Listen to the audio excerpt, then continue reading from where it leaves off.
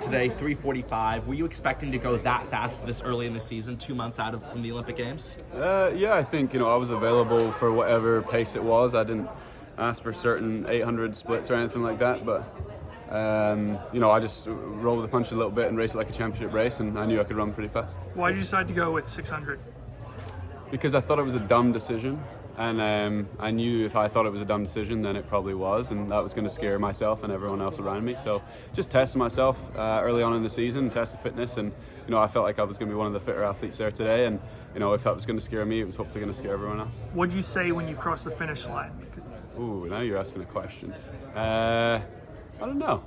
I genuinely don't know. I'll have to look back, but I was just excited to go out and race against a world-class field and show that I'm still the best 50 meter runner in the world. How's it feel? Steve Cram's British record, which has stood for almost 39 years now.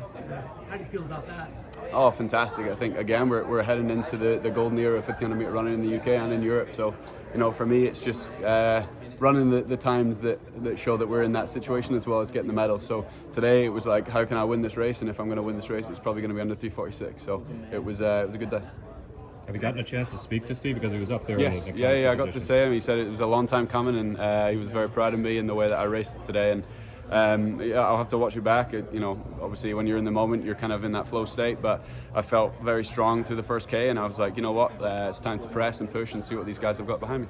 Does it feel special, extra special beating Jakob in the home straight, or is that any different from a normal race? I mean, I was just focused on the field. I think, the media spins things of like it's a one-on-one or it's, one-on-one kind of thing, but I knew how many good guys there was in there, and if I was able to hold them off, then I knew I was going to be in a really good position. So, the training's been there and the body's 100%, and I'm not missing days, and that's going to create those kind of results, and I was just happy with my first Diamond League win today. I know you're focused on your race, Josh, but were you a little leery that everyone's talking about Jakob and me and Jared, and there's a whole lot of really good guys in this race, and somebody could come up and bite us? You guys are going to spin it the way you want to spin it, but in my head I knew who I am and how fit I am going into it, and there's not anything I can do to affect anyone else, and I knew if I execute today I was going to hopefully come away with a win. So that's what I was here to do, is compete and put on a great race for you guys, and put myself up against these amazing fields consistently, and hopefully that's going to create interest in what I'm doing and following my story. So did you feel pretty confident? Yeah, I think I haven't quite got to peek at the results yet, but very proud of the Scottish contingent out there today, and the Brits and the Europeans are going to continue to show that we're the best milers in the world right now.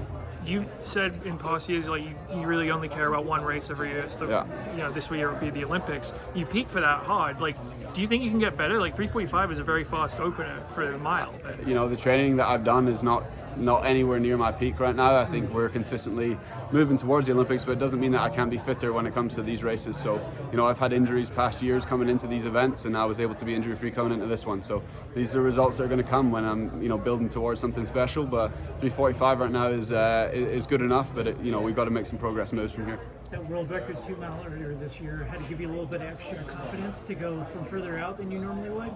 No, I think we weren't massively quick through 800, so I knew that I had a little bit left in that last 600, and who better to press than the current world champion?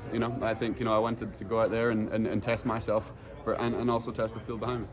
You've had a busy indoor schedule. You had the 2 mile world record as mentioned, plus you won gold in your home nation with the 3,000 meters. So between that and now your outdoor season, do you plan on competing at the European Championships in June, or what's your schedule like heading into Olympic trials? I want to take every race as serious as I can when I'm doing them. I still haven't lost yet this season, and that shows because I'm going race to race and camp through camp, and the Olympics are obviously the big goal, but I'm going to take every race that I'm in very seriously and hopefully put on a show. We have to go back to the drawing board after each one and figure out how the body's feeling, and that's hopefully going to continue results like that today. You talked last year about sort of going all in, 100%, nutritionist, all these other changes you made, and then how difficult is that to keep going, like to be totally locked in, especially with all the increased sponsor demands this year? Yeah, obviously there's increased demands, but the standard that I set for employees and staff members is the same standard that I set for myself. If I'm not going out there and winning races and setting records and stuff, then how are my workers going to be able to set that standard for themselves? So I have a fantastic team of people around me, and I know that I need to show those kind of results for them to do their job properly as well. So I'm just kind of paying back for the hard work that they're doing, and again, motivation comes from winning and having records and getting paid good money to do so. So thanks. How many different scenarios did you and Daniel try and draw up as a race plan for this one? Not really many. I think when you're fit coming into the first race of the season, it's just about testing yourself a little bit.